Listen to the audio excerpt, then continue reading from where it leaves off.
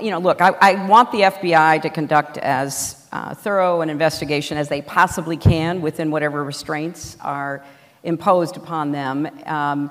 But I think for anyone who believes there's such a thing as a judicial temperament and that we want judges, particularly those on our highest court, to approach issues, approach plaintiffs and defendants with a sense of fairness, that there's a lot to be concerned about. Look, I watched as much of her testimony as I could. I found her very credible. You have to ask yourself, why would anybody put themselves through this if they did not believe that they had important information to convey to the Senate? She basically said that. She thought it was her civic duty.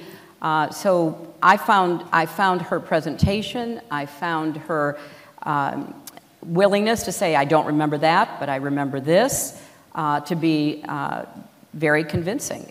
There is such a thing that you seek in judges of a judicious temperament. You know, people who are able to discipline themselves, to be open to the evidence wherever it might lead, to be fair to all the litigants who are appearing before them. You know, I'm a recovering lawyer. I used to practice law, and I was in different kinds of courts.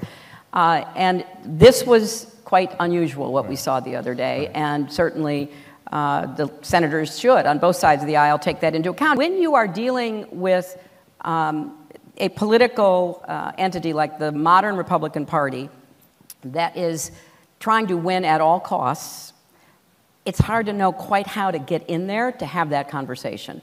And I think the best thing we can do is to take back the House and the Senate in November and then start having a conversation.